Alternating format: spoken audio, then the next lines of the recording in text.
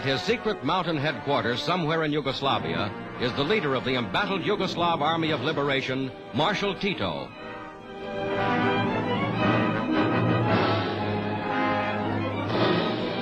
Tito is shown here with the first Allied war correspondent to reach his headquarters.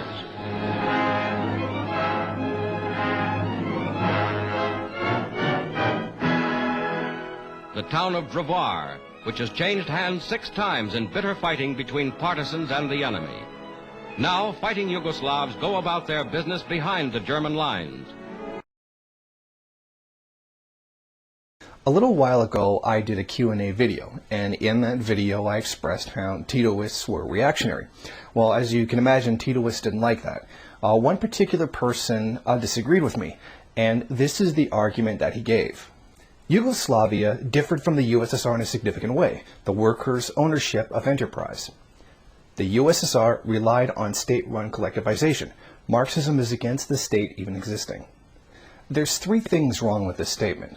1, the workers didn't really have control over the operations. Essentially, the market did, and that made dictations to them. 2, the Soviet Union did not resort to collectivization. Collectivization was the plan the entire time. That's the whole point of socialism. And finally, Marxism is not against the state existing. Marx stated very specifically that there would be a state in socialism. Socialism is the dictatorship of the proletariat utilizing state power to move from capitalism to communism. He said this very plainly. Between capitalist and communist society, there lies the period of revolutionary transformation of one into the other. Corresponding to this is also a political transition period in which the state can be nothing but the revolutionary dictatorship of the proletariat. Moving in class antagonism, society up to now had the need of a state, that is, an organization of the exploiting class at each period of the maintenance of its external conditions of production. That is, particularly for the forcible holding down of the exploited class in the conditions of oppression, slavery, lineage, serfdom, wage labor, given by the existing mode of production.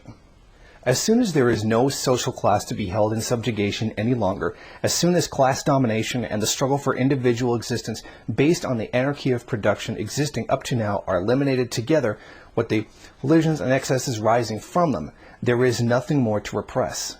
Nothing necessitating a special repressive force, a state, the first act in which the state really comes forward as the representative of the society. The taking possession of the means of production in the name of society is at the same time its last independent act as a state. The interference of the state power in social relations becomes superfluous in one sphere after another, and then dies away of itself. The government of persons is replaced by an administration of things and the direction of the processes of production. The state is not abolished, it withers away. The dictatorship of the proletariat is the working class state which oversees the transformation of society from capitalism to communism. By state is meant a special repressive force. It withers away as repression becomes gradually unnecessary. The anti-Marxist nature of Titoism can be found in the political system of socialist self-management. Now, this was brought forward and theorized greatly by Edward Kadil. He was a very top, high-ranking guy within the Yugoslavian government. Now, he was the guy who put together the political theory of Yugoslavia's deviation from Marxism. The essential idea of socialist self-administration is to say that the proletarian state ownership of the means of production cannot lead to communism. In fact, the opposite should be true, that the fragmenting of it down into little pieces and then managed by each individual workers is the way to transform from capitalism to communism. But this theory by him completely flies in the face of Marxist theory. The proletariat will use its political supremacy to wrest by decree all capital from the bourgeois to centralize all instruments of production in the hands of the state, i.e. of the proletariat organized as the ruling class. This is also a cardinal sin in Leninism as well. This is the very thing that Lenin was arguing against when dealing with the Anarcho-syndicalists when they were refusing the state ownership of the means of production. Any justification, whether direct or indirect, of the ownership of the workers of a certain factory or a certain profession for the specific production, or any justification of their right to tone down or hinder the orders from general state power is a gross distortion of the fundamental principles of Soviet power and complete renunciation of socialism. Tito officially opposed state ownership of the means of production for the most part when he actually brought the self-administration model into law in 1950. From now on, state property in the means of production, factories, mines, railroads, will gradually go over to the highest form of social ownership. State ownership is the lowest form of social ownership, not the highest. The most characteristic acts of a socialist country is the transfer of factories and other economic enterprises from the hands of the state into the hands of the worker for them to manage. The slogan of the action of the working class, factories to the workers, will be realized. This position created by Tito and supported by Tito is the very antithesis of Marxism-Leninism. In fact, it is the actual position held by Pierre Proudhon and other anarchists. On the theory of property, he specifically speaks against state ownership. The spontaneous product of a collective unit can be considered as the triumph of freedom and as the greatest revolutionary force which exists and which can be opposed to the state. When writing on the self-administration model, Cadell specifically defends the existence of private property. In our society, such rights as the right of personal property or, within given limits, also of private property have special importance.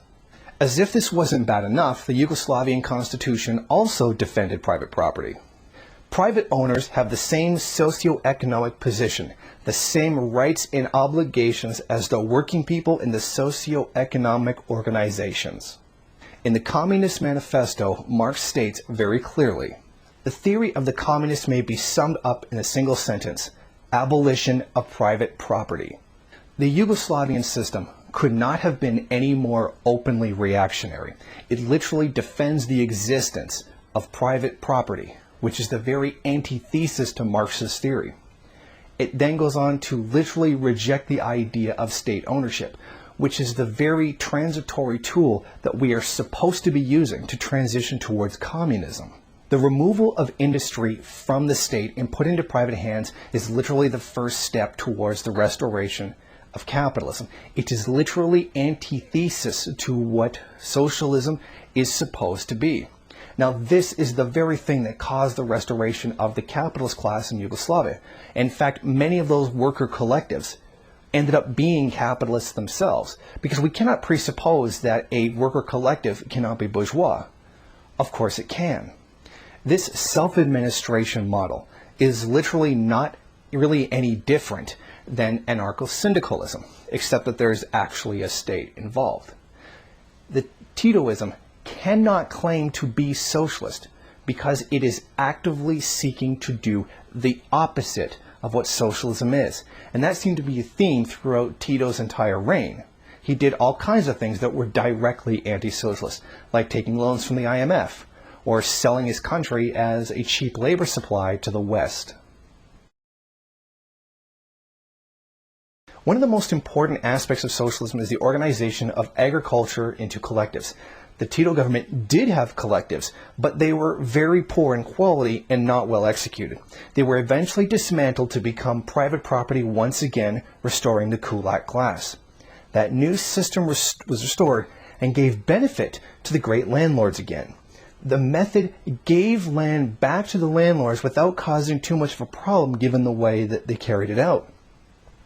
At one point, 90% of Yugoslav agriculture was in private hands. Following that, the state sold off machine and tractor stations to wealthy peasants and then placed heavy taxes on all peasants. The state-owned farms were made into capitalist enterprises that took in foreign investment. Local private businesses made a ton of money from foreign capital invested. Landowners could rent, buy, sell, and mortgage land. They could also privately buy machinery and hire workers, pushing out smaller farms. This is what brought back the bourgeois class in the countryside. Enver Hoxha adequately explains how capitalism was brought back in Yugoslavia in this manner. In Cardell's book, the individual is mainly considered as a chief element of society, the element which produces, the element which has the right to organize and distribute production. According to him, this element socializes work in an enterprise and exercises leadership by the so-called workers' council, who are elected by workers and which allegedly regulates, together with the instituted administrative functionaries, the whole fate of the enterprise, the work, the income, etc., within the system of self-administration. This is the typical form of capitalist enterprise where, in fact, it is the capitalist who rules, surrounded by a large number of officials and technicians who know the situation about the production and organize its distribution. Naturally, the bulk of the profit goes to the capitalist who owns the capitalist enterprise. That is, he appropriates the surplus value. Under the Yugoslav self-administration, a large part of the surplus value is appropriated by the officials, the directors of the enterprise, and the engineering technical staff. The Federal Executive Vetch was the plan that was carried out to begin the transfer of the ownership of the country to other countries, meaning the means of production. This was actually announced in the Yugoslavia News on August 16, 1950. Under this law, the foreign partners, on the basis of the agreements concluded between them and the organizations of socialized labor of this country, can make investments in currency, equipment, semi-finished and finished products and technology. Foreign investors have the same rights as the local organizations of socialized labor, which invest their means in some other organization of united labor. Under this set of regulations, greater interest on the part of foreigners is anticipated because it guarantees the security of the joint economic activity on a long-term basis. Besides this, there's now practically no field in which foreigners cannot invest their means, with the exception of social insurance, internal trade, and social activities. This investment by foreign capitalists essentially began in the industry sector. What happened was a lot of commodities ended up being produced of varying levels of quality, and a lot of the good ones, and in fact a lot of them, weren't even actually sold in Yugoslavia. They were intended for the First World, or what ended up becoming the First World. This is the precursor to what Deng Xiaoping eventually ended up causing in China, where the population, its working class, ended up being used for the benefit of the capitalist class in the richer nations. Essentially using Yugoslavia as a cheap pool of variable capital and to some degree constant capital as well. Many capitalists in the First World were able to beat their competitors, and what they were able to do with that is begin to fight back against some of the demands that were made by unions in the United States, because they could, in a very limited degree, if they were privileged enough, get their manufacturing moved to Yugoslavia.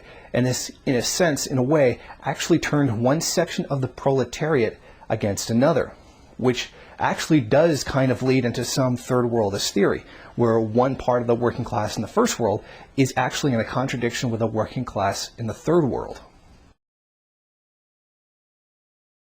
In socialism, we understand that the market can exist for some time, but it's supposed to be eventually eliminated. Now, doing so is very difficult, and certainly understand that, because the market is what gives capitalism a lot of its power. It has a great deal to do with the law of value. However, Kadil in Yugoslavia outright defends the existence of the market and laments any attempt to get rid of it. The free exchange of labor through the production of commodities and the free self-governed market, at the present level, the socio-economic development is a condition for self-government. This market is free in the sense that self-governing organizations of united labor freely and within minimum of administrative intervention enter into relations of the free exchange of labor. The suspension of such freedom is bound to lead to the regeneration of state property monopoly of the state apparatus. This could not be any more of a blatant, open rejection of Lenin, who actually wrote the opposite. We must foster proper trade, which is one that does not evade state control. It is beneficial to support it, for the free market is a development of capitalism. Marx makes it very clear that the free market, which would include competition, is the very antithesis to what it is socialism is supposed to be. Essentially, it is the manyness, the substance that makes capitalism what it is. It is what produces the social relations behind capitalism that what we are supposed to be getting rid of, what Tito was supposed to be getting rid of, that their system ended up preserving. It is the very characteristic of commodity production in general. Commodity being something that was produced solely for the act of exchange. Free competition, as Mr. Wakefield correctly sniffs out in his commentary on Smith, has never yet been developed by the economists. No matter how much they prattle about it, and no matter how much it is the basis of the entirety of bourgeois production, production resting on capital, it has been understood only negatively, i.e., as a negation of monopolies, the guild system, legal regulations, etc., as a negation of feudal production. But it also has to be something for itself. After all, since a mere zero is an empty negation, abstraction, from a bear from which immediately arises again, example in the form of monopoly, natural monopolies, etc. Conceptually, competition is nothing other than the inner nature of capital, its essential character, appearing in and realized as the reciprocal interaction of many capitals with one another, the inner tendency as external necessity. Finally, Enver Hoxha lays it out. Thus, an anarcho-syndicalist system has been established in Yugoslavia, and this has been named socialist self-administration. What has this socialist self-administration brought to Yugoslavia? All kinds of evil. Anarchy in production in the first place. Nothing is stable there. Each enterprise throws its products to the market and capitalist competition takes place because there's no coordination. Since it is not a socialist economy which guides production, each enterprise goes it alone, competing against the other in order to ensure raw materials, markets, and everything else. Many enterprises are closing down because of the lack of raw materials, the huge deficits created by this chaotic capitalist development, the buildup of stocks of unsold goods due to the lack of purchasing power, and the saturation of the market with outdated goods. Yugoslavia's handicrafts, services, are in a very serious state too. Referring to this problem at the meeting of Slovenia's leading activists, Tito could not hide the fact that today you have the sweat of a good deal to find. For example, a carpenter or some other craftsman to repair something for you, and even when you find him, you are fleeced so blatantly that it makes your hair stand on end. There's a great deal more that could be said here, but there isn't enough time. I would suggest reading Enver Hoxha's works on Yugoslavia. There you would find just about everything you could ever need to really understand why Tito and Yugoslavia were reactionary. Now, when you make criticisms like these, one of the first things Titoists come up with is, yeah, but the living standards. And that this is supposed to be an argument. See, the problem with this is, that's not what socialism is about. Socialism is not about getting the highest living standard possible. That's what capitalism tries to do. If all one is concerned about is living standards, then capitalism should be your ticket if you live in the first world.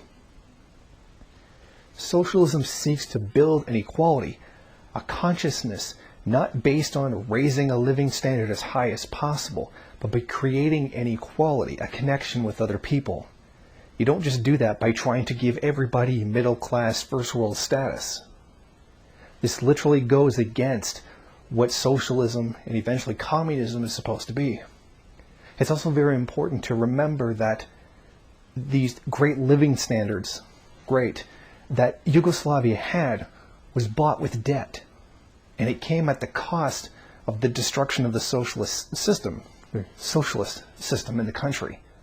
That's like saying going out and spending your credit card completely, getting a really great living standard, only to be stuck with the debt afterwards and having it all taken away.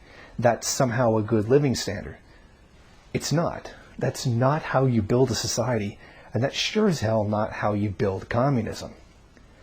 The fact remains, Tito essentially spit in the face of everything that is Marxism-Leninism. He spit in the face of everything that is communism. He even literally sold his country out to U.S. foreign capital. No, there's no way, in any way, shape, or form, that you could possibly consider Tito a socialist.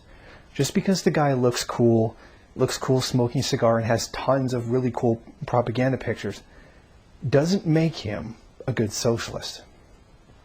Being a Titoist is the single most tanky thing someone can do, because it demonstrates that the person literally doesn't know what Marxist theory is. And that's exactly what being a tanky is, not knowing Marxist theory.